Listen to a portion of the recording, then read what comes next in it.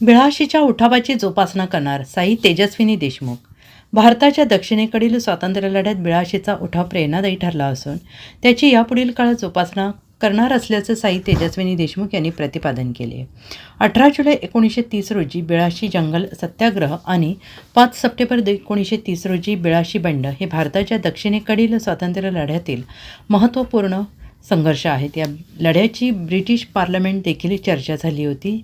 बिळाशी जंगल सत्याग्रहातील तिरंगा महादेव मंदिर येथे स्वतंत्र भारताचा तिरंगा पूर्व काळात 51 दिवस फडकला होता, ज्यामुळे इंग्रजांना स्वातंत्र्य चळवळीची भीती वाटली.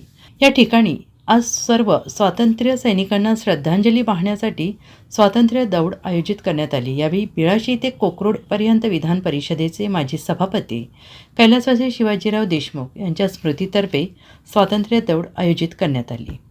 आम्ही एक स्वातंत्र्य दौड ऑर्गनाईज केलेली होती आणि ह्या दौडीमध्ये खूप युवकांनी पार्टिसिपेट केलं.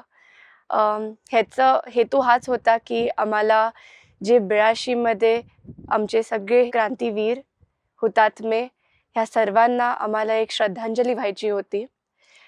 स्वातंत्र्याचं जे आपला हा सगळा लढा होता त्याच्यामध्ये सगळ्यात मोठी चळवळ झाली होती 82मध्ये आणि ह्या वीरांना एक श्रद्धांजली अर्पित करण्यासाठी हे आपण दौड ऑर्गनाईज केली.